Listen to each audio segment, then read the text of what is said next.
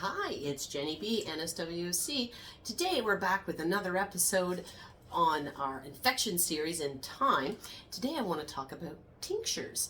So there's all kinds of wound cleansing products out there that are used commercially available, but I want to talk about some of the basic ones and what we can use on, quite safely within a wound. So the first two I'm going to concentrate on are number one, sterile water, which is just plain old water, sterilized. It can be made even at home. It's just boiled water basically, but it is something that we will use with the Acticoat, which is one of the crystalline silvers I think I've talked about in the past, that you do need to use sterile water with that, as well as with Hydropheric Blue. You do have to pre-moisten with sterile water. So this is, again, you're usually going to see it in a blue bottle, or so there's a blue label on it for the most part. So again, if you're looking for sterile water, it is, really for some basic wounds. I will talk a little bit about it when we talk about when we mix it. So sterile water is one of the most common, but then our other more common is saline. So saline now is in a white bottle. There's usually a white label on it. They used to be yellow, but they've changed them out, so make sure you're still grabbing this white one. And again, we're often using these little twist-off bottles because with infection, one of the best things we can actually do for a wound is to wash it, to get it nice and clean. So these little bottles actually have the right PSI, so you need 8 to 15 pounds per square inch or PSI of pressure when you're actually irrigating a wound. We did talk about irrigation in a past video and how we actually need to, squirt it, have a nice flow into the wound. We are actually supposed to be using a whole bottle of these per wound. We shouldn't actually be just taking the cap off and then saving this, because again, the saline isn't as clean or sterile as it would be when you've just cracked it open and emptied in like I have here.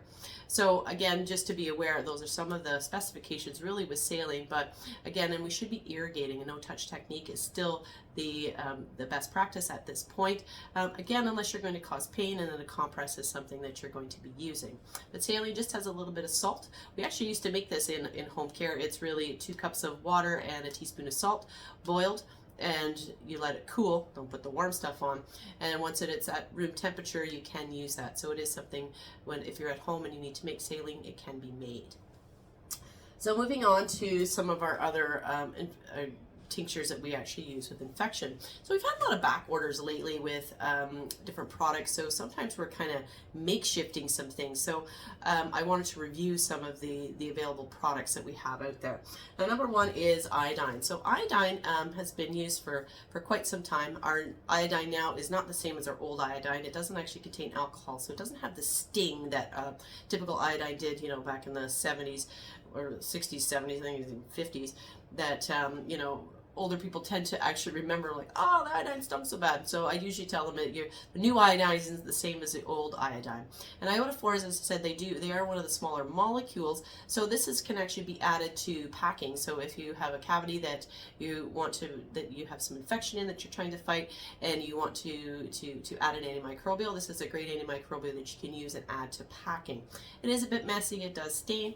Be aware. So again, iodine is also one of those ones we used to paint on toes, but a great product if you do have a high level of colonization within the wound, and you're trying to get some of the bacteria out.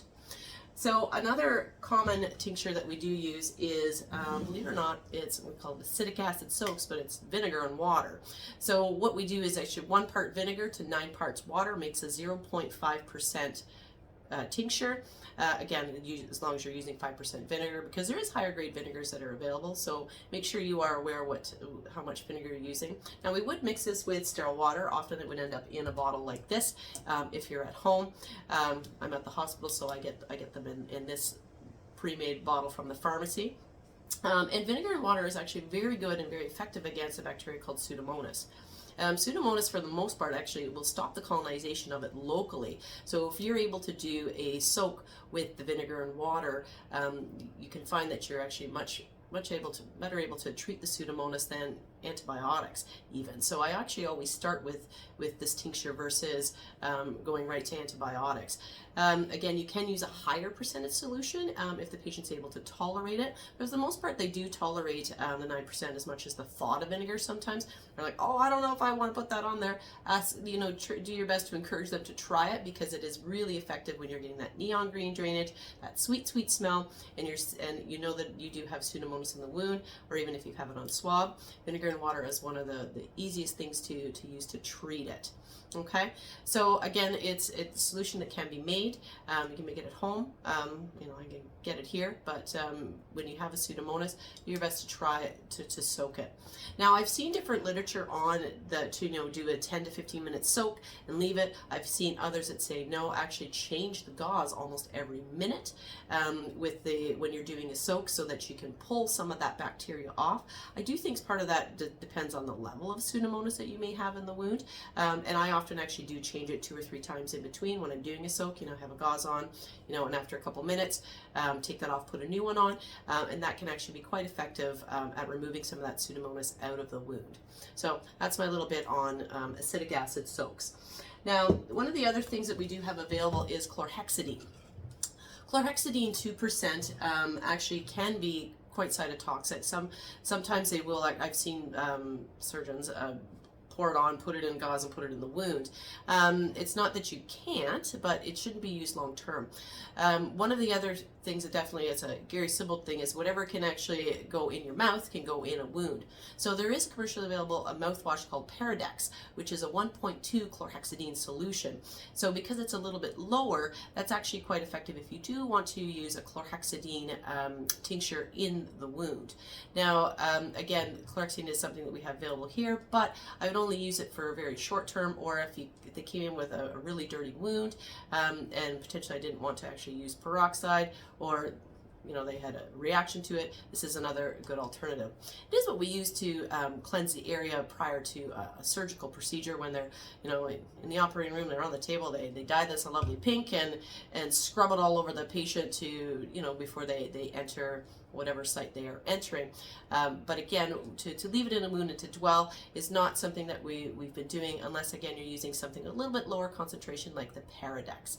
Okay, and I will say, if you go surgical nurses, go scrub that pink stuff off. You don't leave it on the patient. It makes them itchy. So again, it's just the chlorhexidine if you see in the pink. Last but not least, I want to talk about some of the hypochlorous acid solutions that are available and become a lot more common out there. I'll flip this one up. This is actually the Bash wash. Oh, it's backwards because I'm facing it today. And this is, it does have to come in a darkened bottle just for the stability of it.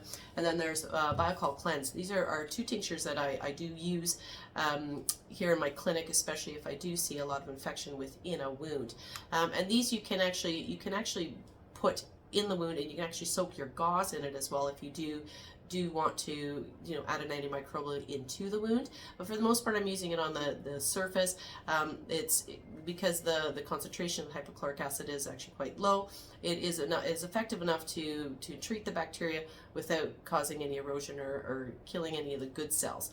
So again, these are commercially available. I will use them with Pseudomonas in the presence of staph infections.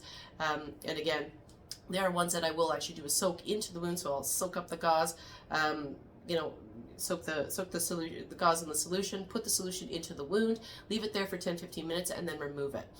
Companies say you can leave it, but for the most part, I'm adding a different agent like a silver cell or some other antimicrobial depending on what the wound is, and then so I'm just using this on the surface to try to remove some of the bacteria.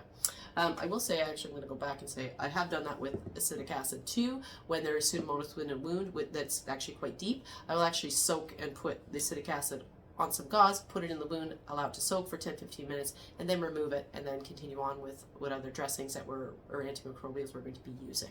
So that's my little bit on tinctures. Hopefully that helps, and we'll see you in the next episode.